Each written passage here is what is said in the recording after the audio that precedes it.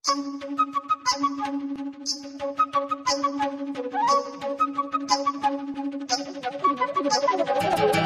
और कुछ नहीं चाहिए, कहीं से मुझे कोई नौकरी दे दे और पैसा आ जाए, सारी प्रॉब्लम्स ठीक हो जाए।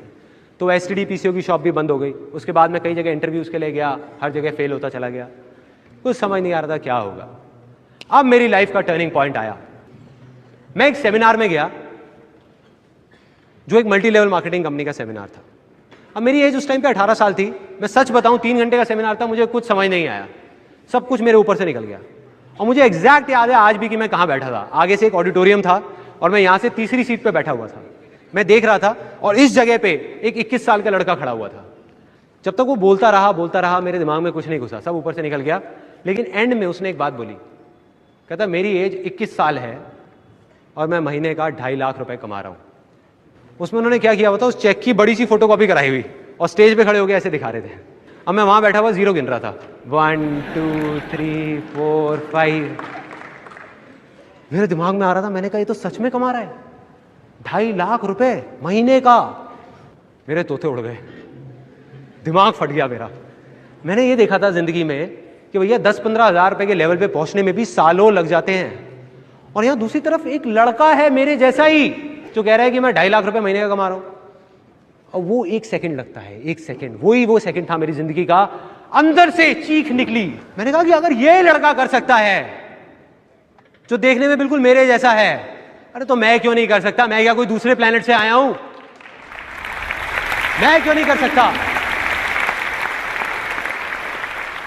अगर इसके लिए आसान है तो मेरे लिए भी आसान है। मैं भी कर सकता हूं, कर सकता हूं। और जैसे ये 2 वर्ड्स आए मेरी लाइफ में, जैसे ही अंदर तक मैंने मान लिया कि सब कुछ आसान है, तो मेरे अंदर चेंजेस आने शुरू हो गए।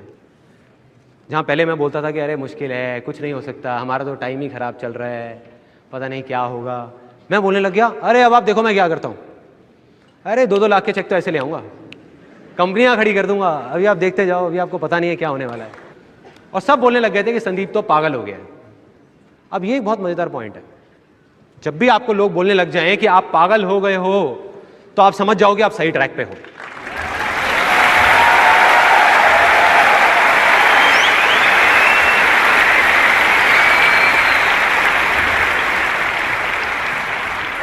थोड़ा सा तो पागल होना पड़ेगा।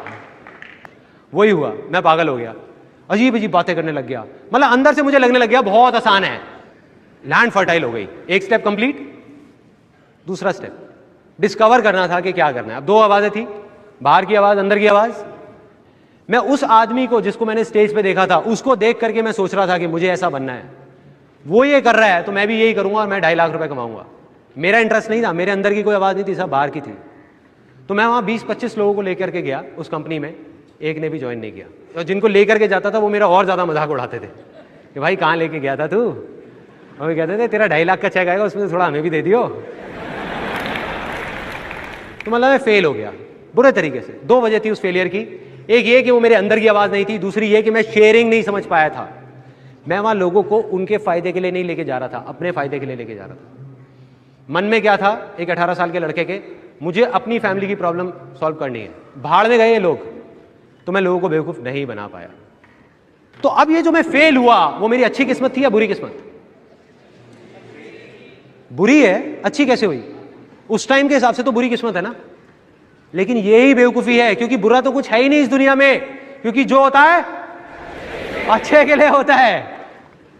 Success comes from experience and experience comes from bad experiences. मतलब के सक्सेस है, अगर वो आपके पास आ सकती है तो सिर्फ एक्सपीरियंस से, और एक्सपीरियंस अगर आ सकता है आपके पास, वो आ सकता है खराब एक्सपीरियंसेस से, अच्छे एक्सपीरियंसेस से नहीं। राइट। और वो चीज मुझे समझ आ गई जब उस कंपनी में गया। उसका फायदा ये हुआ, फाइनेंशियली मैं फेल हो गया, लेकिन फायदा ये हुआ बहुत अच्छी अच्छी बातें सुनने को मिली। ये सारी बातें समझ आने लग गई जो मुझे नहीं समझ आती थी, कुछ अलग थी वो बातें, तो वो दिमाग में घुस गई कि हाँ इसका मतलब फेलियर का भी फायदा है। तो मैं उदास नहीं हुआ।